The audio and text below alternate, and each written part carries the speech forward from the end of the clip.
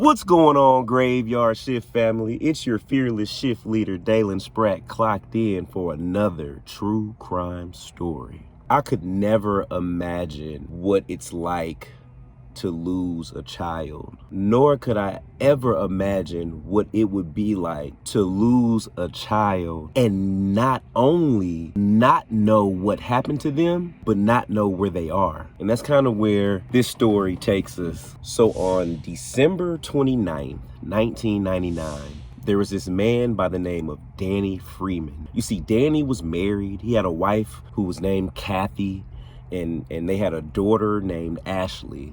And you see, on the 29th of December was Ashley's birthday. And Ashley was turning 16.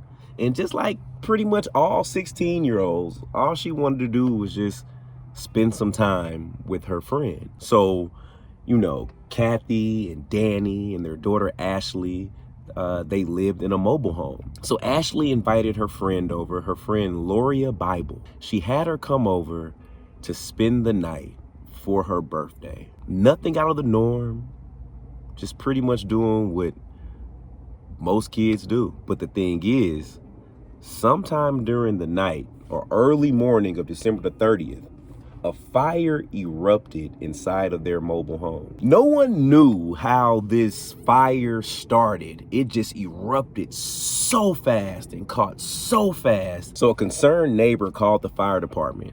It was like 5:30 in the morning of December 30th, 1999. Now, see, Ashley's friend, Lauria, her parents got wind of the fire as well. So she gets there with the police and they immediately start canvassing through the rubble, looking for signs of the Freemans and her daughter, Lauria. But tragically, they did find a body. So amongst the rubble and the ashes and the debris, a body was found. And once they were able to identify the body, it was found to be the body of the mother, Kathy. But you see, the problem was they couldn't find Danny's body, they couldn't find Ashley's body, and Lauria's body wasn't there either. But see, after doing an autopsy, it was determined that Kathy had been shot to death. Arson investigators came out and they determined that the fire had been deliberately set. So things is just getting real fishy at this point. You got one person who's been shot, the house has been burned, the body's been burnt, and they find out that the fire was set by arson. So now the police start trying to put two and two together.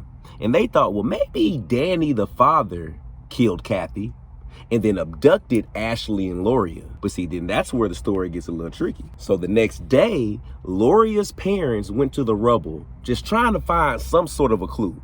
They was like, man, our baby's missing, her friend is missing, the father's missing. Like, maybe we can just dig through some of this debris and just find something. And do you know what's crazy? After 5 minutes of digging around, Lauria's family found something that like all the investigators had missed. Y'all, they found a whole nother body. How does the fire department and the police officers miss a whole body? But I just chalk it up to, you know, a determined parent being determined to find some answers. But within 5 minutes, you find that body. But here's the thing. The body was burnt beyond recognition. But after doing some tests, it was found to be and identified as the father, Danny. He had also been shot at close range with a shotgun. Now this just changes everything. So the mother, Kathy, has been found shot to death and burned. The father, Danny, has been found shot to death and burned.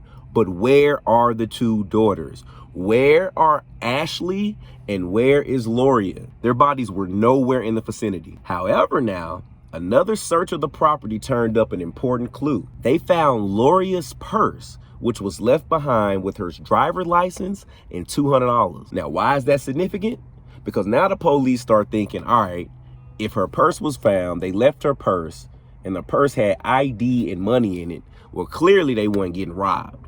So they tried to, you know, rule out the idea of this being a robbery, right? So now they're thinking, all right, if it's not a robbery, we can't find their bodies, then they really might just be abducted. And it also made the police think, all right, now, what could this family have been into for it to be this type of crime scene? There were no suspects in the case, but 3 months before the father, Danny, died, he told his brother, a guy named Dwayne Vansell, that if anything ever happened to him, mind you, this was 3 months before he died, he told his brother, if anything ever was to happen to him, then look into the Craig County Sheriff's Department. Now, why would he tell his brother right before he died, 3 weeks before he died, that if anything ever happened to him, then look at the police department? Now, this is where the story gets kind of crazy. Now, before all of this happened, the police department and the Freemans,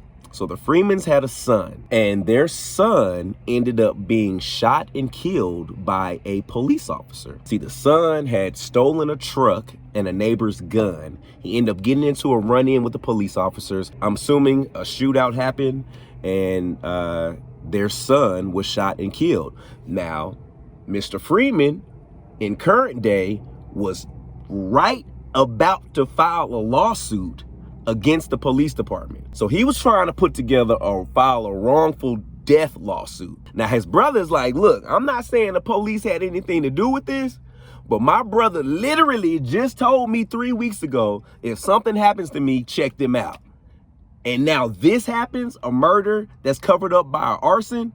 Come on now. Y'all need to start asking the right questions. But here we go. The sheriff's deputies volunteered to remove themselves from the investigation, and they turned the matter over to the Oklahoma State Bureau of Investigation. The deputies were cooperating, and all of them even passed polygraph tests. And even after a lengthy investigation, the sheriff's office was later ruled out as being involved in the case. So despite him foreshadowing what was about to happen to him, they still ruled out the police. Maybe they ain't had nothing to do with it.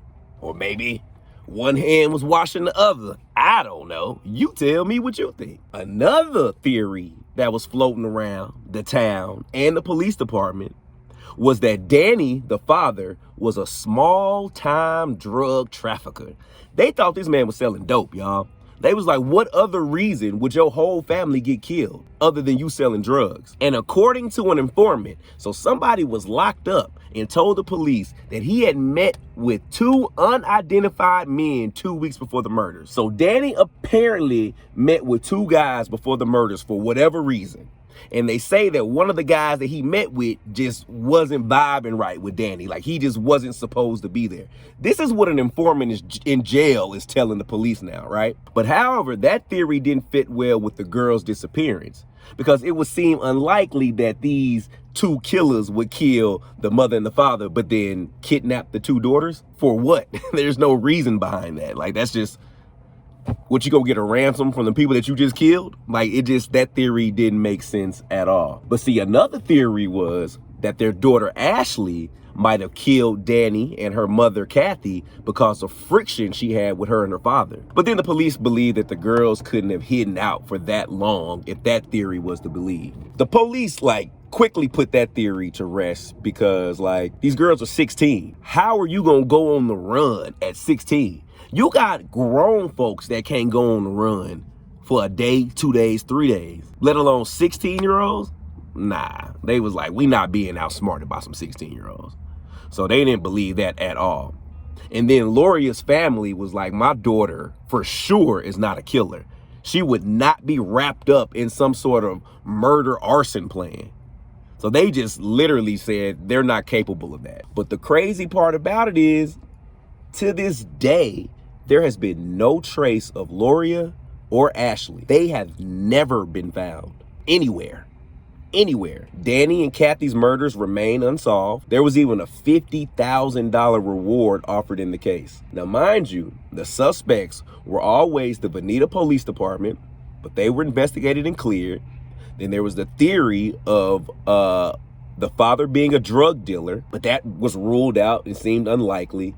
And the last theory was one of Ashley murdering her father and mother, and her and her best friend then going on the run, which seemed very unlikely in itself because, again, they were 16-year-old kids. But this is where the story takes a turn.